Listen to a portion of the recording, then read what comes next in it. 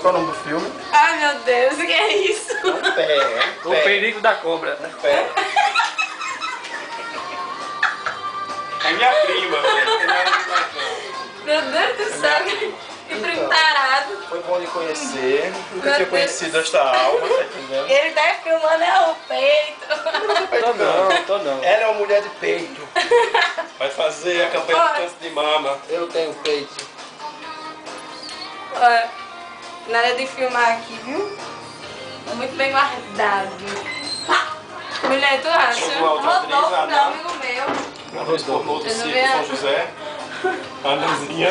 Vem, eita, dona, tá tirando a roupa, cá. Pediu de Barbie. Aqui, primo, passou.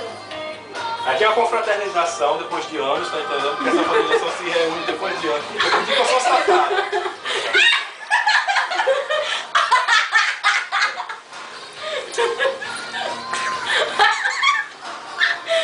Eita, Deus. É nada, irmãzinha. Ela bichinha. Às vezes eu pratico incesto. Só com ela. Você gosta de mim? Quer fazer? Eu não beijo na minha boca. Não! O peito do meu primo tá ereto. Não pode botar desse Menino! jeito. Não pode colocar no YouTube. Falou em pênis, já não pode colocar no YouTube. Pode não. E são doidos, só pensa em pênis, vocês, né? Eu? Sou bem feliz. Ele que tá gravando, o Luciano, Buscapé, lá de Jaguaribe. Porque ele não tá aparecendo na câmera, né? É porque Virou eu ao sou contrário. foda. Virou ao contrário. As pessoas Ao querem ver contrário. você. Você, meu Não, filho. não, pode não. Não, ele não estudou, não. Estudou o quê? É porque Pode tá não. vendo? Pode me filmar não. Ele é proibido. É a Aline não vê, né? Aline Pangaré era o apelido dela, Aline Pangaré.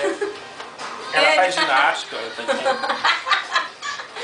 Ela gosta de se pegar na força. E essa unha aqui.